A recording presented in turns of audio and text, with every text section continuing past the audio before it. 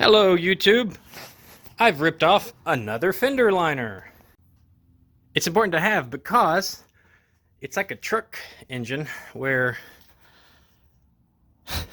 the engine bay is only separated from the fender by the fender liner. So a lot of mud and debris is getting in here.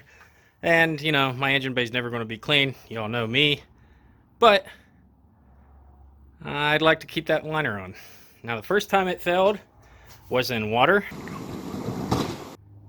The second time it failed was in water.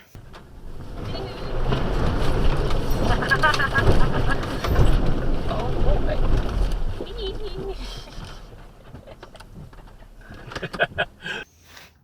And the third time it failed, I was driving down the highway. Each time it failed in the same spot. And so I'm going to do a couple modifications.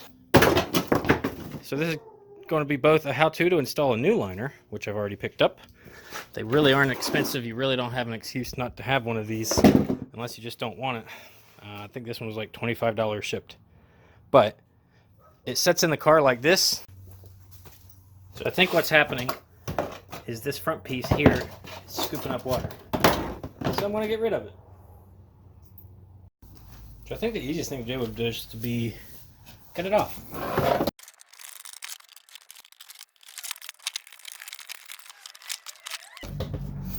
And there we go. So I've still got this little bit here. I do need this one, this connector here, because that's the only anchor point down here. So I left it on. But the only anchor points I lost out of here are ones that are supporting this. So I'm okay with that. Doing some surveying on the damage. And it has been a few weeks since this happened, but it looks like either it broke or it pulled these pins out entirely. This section right here is the exact same section that broke before. So here's our OEM plastic connector, and here's my replacement. If you notice, these are very similar in size, especially that width right there. But obviously it's metal. Now, you might be asking, Bruce, how are you going to put a metal bolt in? Ah, that's where the fun begins. I got these nut certs, and you can actually, that's where it is. You can actually screw these in, just like that. Screws right in. Now, normally to install one of these, you need a special $200 something hydraulic press tool.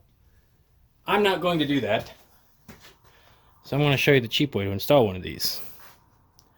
Of course, I've already tested it, but a piece of scrap metal just to show you how it works. Drill a hole. So we're going to call this our installation tool. It's just a long bolt that matches the thread. There's a washer on each end. That one there, and that one there. And then there's two nuts that I've captured that you can see there. I've got two nuts captured that are slightly bigger, so this can actually just pass freely. This is just to kind of guide it. It's not threaded on that part. With that in, we go ahead and we put it in. This might actually be too long, and then we just tighten it down. When you see the socket stop spinning, we'll call it tight, and then it should be done. And as you can see, we now have a nice little nut built into the body, or what will be the body. Okay, so I've now done the hardest one. Yes, I did clean it up a little bit, and I added some silicone. That being the tippy top one, I figured it would be the hardest, so I started there. Now let's get a good shot of me doing the whole process. And to give you an idea of what this whole process looks like,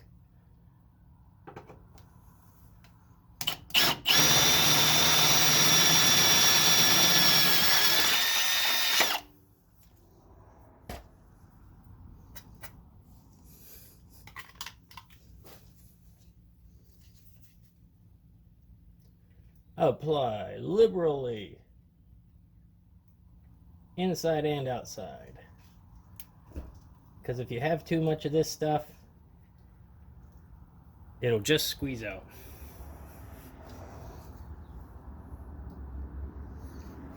I'm also going to put it on the riv nut cert. None of these sound right, do they? Everything makes the 5-year-old in you laugh. Insert into the hole.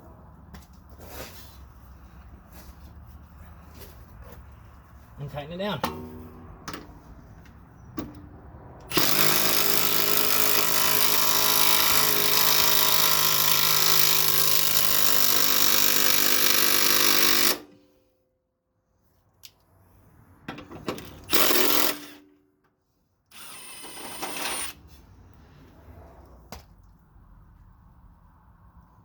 That's just the washer it came off.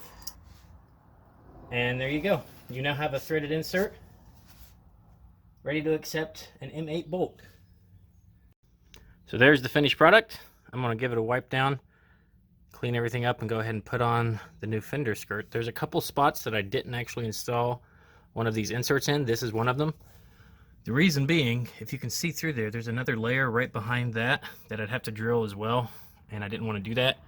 And then also these here just didn't seem worth it to install. And I also didn't install one right here where the bumper connects, because there's actually a 3-way split right there. Yeah, you can see how my bumper's out on there. And I didn't install any down here either. And that's okay on all fronts, because I feel like the main weight is going to be now carried by these top ones. So I feel like that's still going to be a big improvement, even though it's only 6 of the, I think, 10 total connections on here. And here is our finished product. Not too shabby. I would say that's going to be a lot stronger. Pretty happy with how everything turned out.